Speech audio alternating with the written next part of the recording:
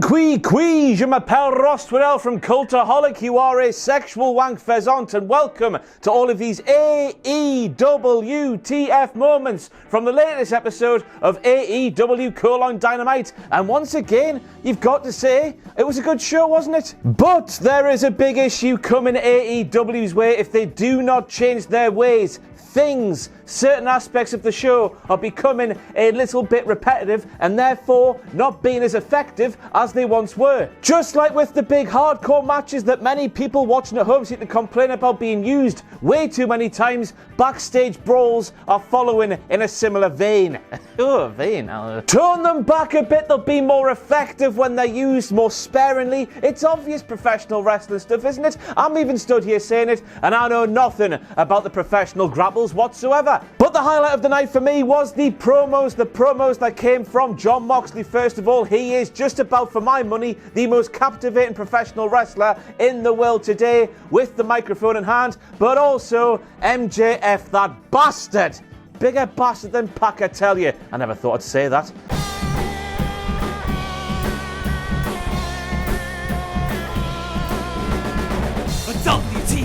WTF! And we're kicking things off with the Cultaholic related signage at last night's AEW Dynamite.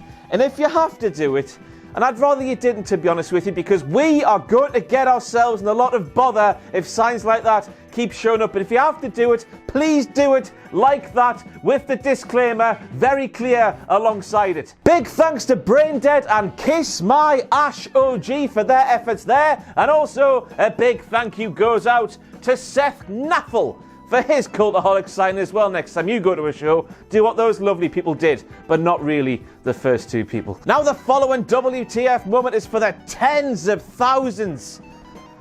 For the 2 or 3 people who tweeted me to tell me that during that opening promo package for last night's Dynamite, they were covering up the lights out match between Jon Moxley and Kenny Omega at Full Gear, because AEW, according to these 2 or 3 people, no, they done did effed up. There was too violent apparently, so they didn't want to know. Now obviously I wrote this WTF moment before they did a separate package, a big old bloody package about the match itself early on into the night. But also, remember people at home, this was an unsanctioned match. It was unofficial, it's not in the record books, it was lights out. AEW wanted nothing to do with it. And that is of course because Tony Khan knew fine well that he had pissed off Jon Moxley so much by making this lights out match not count towards the win-loss records for the pecking orders for the titles and whatnot, that he knew Jon Moxley was going to go, up yours Tony, I'm going to give you something that will damage your company's name. And in some circles, not in my opinion, but in some circles, that's what it did. Basically, lads and lasses at home, it wasn't a part of the official pay-per-view, therefore it was never going to be in the recap. Look at the absolute state of Kenny Omega's back, will you? It's like he's seen Abdullah the Butcher, said, hey Abby, can I have your forehead to wear as a shell on me back, like a teenage mutant hardcore turtle?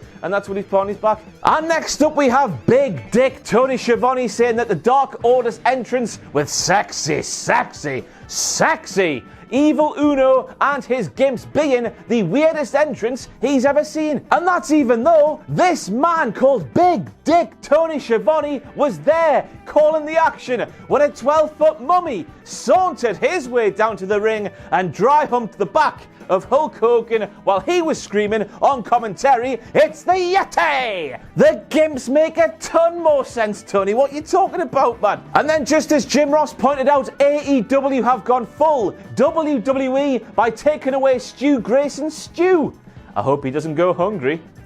Now I can fully understand AEW's thinking here, because when you have Evil Uno and his evil gimps alongside Stu Grayson from the IT department, the juxtaposition there doesn't quite work, does it? Some might even say it doesn't make too much sense, but when you look at the Dark Order, on the face of things, Evil Uno dressing like he does, acting like he does, the sexy gimps, Grayson now, just in his little skirt thing, none of it makes sense. So being called Stu Grayson Just leave it in. Why change it? None of it makes sense anyway. And then we have Excalibur saying, Senton and Tomiko as evil, sexy Uno turns into Jeff Hardy. Excalibur then says, however, that's a lot of weight coming down, even though 2 or 3 weeks ago on AEW Call on Dynamite, the commentators were fed official data which told them that sexy, svelte, evil Uno weighed 220 pounds. And I've done a Google just to,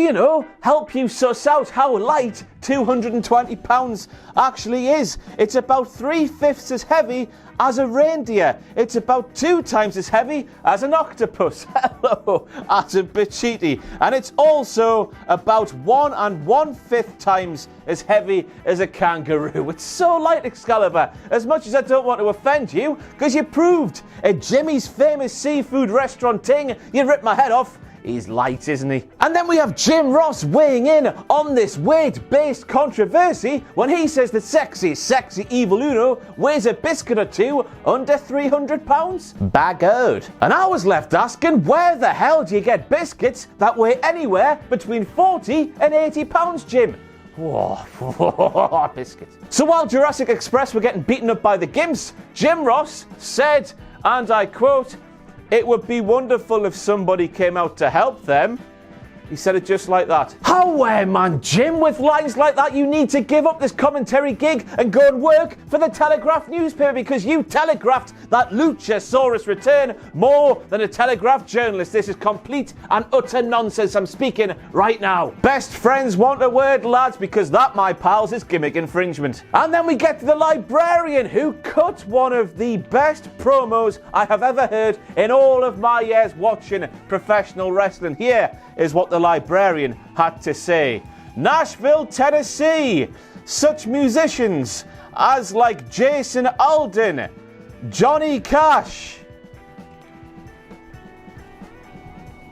And that was it. And I don't know if the shh part of Johnny Cash confused Big Peter, but he shut up for some reason. Now, we did see referee Aubrey Edwards telling Big Pete something, and then Peter mumbling something under his breath with the microphone sort of close to his face, but he just shut up. At the wrong moment, there was then an awkward pause, and then Darby Allin's music hit.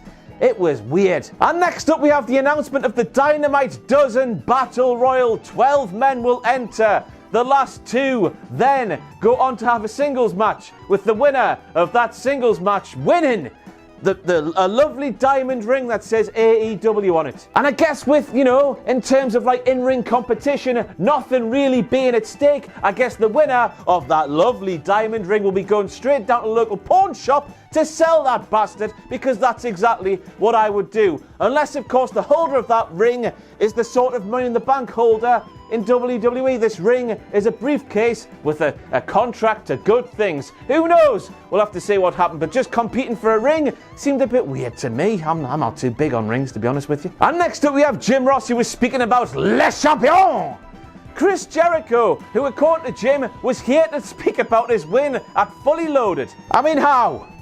What do you say about that one? There was only 3 Fully Loadeds in WWE history, and Chris Jericho only appeared on one of them. So why he saw Chris Jericho and Full Gear and thought Fully Loaded, I've got an out. Or maybe, just maybe, Jim Ross himself was a little bit fully loaded with a little bit of the barbecue sauce back out. I mean, of course I'm joking, but how'd you make that mistake? FYI, an inner circle jerk is a sexual practice involving group masturbation, normally all involving men.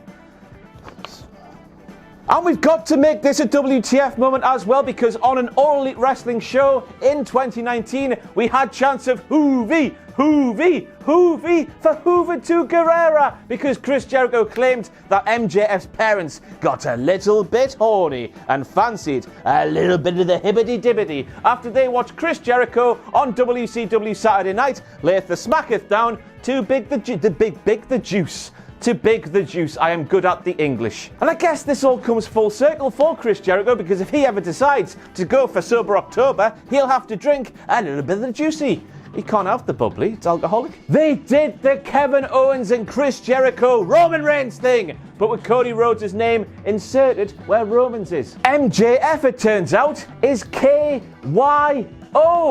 Because Kevin Steen's real middle name is Yannick, so yeah. I mean, it was great back then when Kevin and Chris did it, and it's great now that Chris and Maxwell are doing it, but if it goes too far, it goes too far. If Chris Jericho turns up next week to Dynamite and labels MJF a donkey, that's too far. Now, was anybody else asking where the piss in hell was Cody Rhodes' friends when Cody Rhodes was having that done to him? Because I was. Where was his help? The story we've been told in AEW so far is that Cody Rhodes is the best human being in the world ever, yet this best human being in the world ever has seen his wife turn full psycho with a fetish for human hair and has no friends. Is he really the best human then? Is he really? He is nice. He's a nice man. So according to Excalibur once again, who I hope I do not offend because I don't want to have the piss beaten out of this lovely, beautiful face. But he claims that Matt Jackson did a power slam to Santana through the table, even though Santana can be clearly seen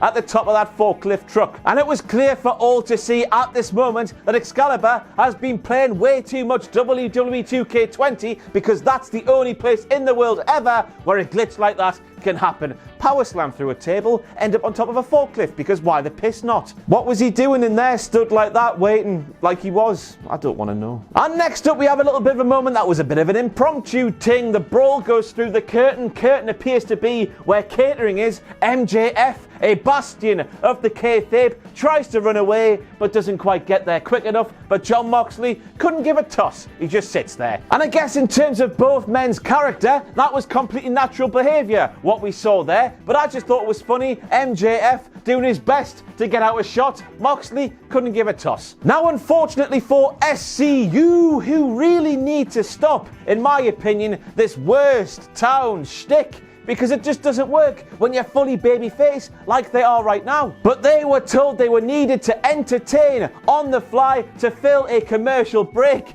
And bloody hell, Christopher Daniels tried his best, but it was a tough wank, it was.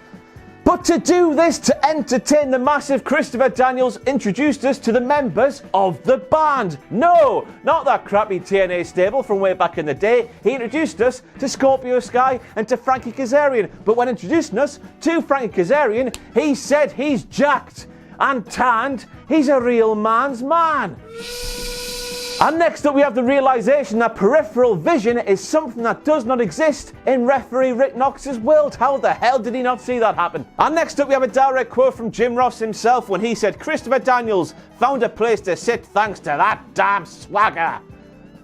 Waiting for the penny to drop. The penny then dropped. Hager, who has got all of the swagger. Huh? Now fans of the soccer, where you kick the into the soccer goal in the soccer. They will remember Roy Carroll's fumble against Tottenham at Old Trafford, where he caught the ball but dropped the ball. It went over the line, he plucked it back over the line. It didn't count as a goal, but everyone around the world saw what a massive numpty he was. That save, or apparent save, from Roy Carroll was just like Jim Ross's attempted save there. You tried, Jim, but it didn't come off. And I guess we end this WTF Moments video for the latest episode of AEW Dynamite with the WTF moment being Chris Jericho's first loss. Scorpio Sky rolled him up. He's a roll-up specialist. He is the new Mr. Small Package. Watch out, Daniel Bryan. He pinned Chris Jericho clean. Guess it's got to be a WTF moment, doesn't it? And that is it for the WTF moments from last night's AEW Dynamite. Once again, a good episode. Not as good as it has been thus far, but still good all the same. But you know, a bit more variety. Don't just go to the brawls for doing brawls because they're good. Because you do it so much, they become ineffective, don't they, the more you see it? I now do 4 WTF moments videos a week. Thanks for watching. Let us know what you think in the comments below. You can follow us on Twitter at Cultaholic. You can find us on Facebook at facebook.com/Cultaholic. And if you enjoy what we do here at Cultaholic, you can play us to our Patreon page, patreon.com/Cultaholic. Hit subscribe and join us.